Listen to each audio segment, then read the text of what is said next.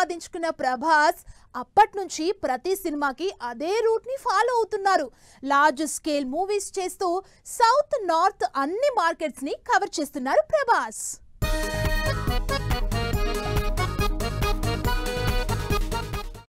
Just పేరుతోనే కావాల్సినంత market create చేసుకున్న హీరో ప్రభాస్. ప్రభాస్ సినిమాలో ఎంత మందున్నా ప్రభాస్ తర్వాతే. అయితే ప్రభాస్ ని మిగిలిన లాంగ్వేజెస్ లో కూడా స్ట్రాంగ్ చేయడానికి స్మార్ట్ మార్కెటింగ్ టెక్నిక్స్ వాడుతున్నారు మేకర్స్.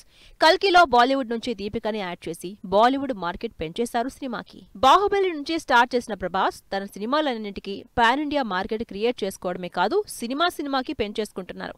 ఇక ప్రభాస్ తో సినిమా చేసేవాళ్లు దాన్ని అంతకంటే ఎక్కువగా మార్కెటింగ్ చేసుకుంటున్నారు. ప్రజెంట్ మారుతితో చేస్తున్న రాజాసాబ్ లో హిందీ నుంచి సంజయ్ దత్, మలయాళం నుంచి మాళవిక మోహనన్ లాంటి స్టార్ క్యాస్ట్ తో ఆల్రెడీ సినిమాకి మినిమం మార్కెటింగ్ జరిగిపోయింది. హను రాఘోపూడి డైరెక్షన్ లో చేస్తున్న ఫౌజీకి సోషల్ మీడియా స్టార్ అయిన ఇమాన్వి, బాలీవుడ్ నుంచి మిథున్ చక్రవర్తిని యాడ్ చేసి స్మార్ట్ మార్కెటింగ్ చేస్తున్నారు.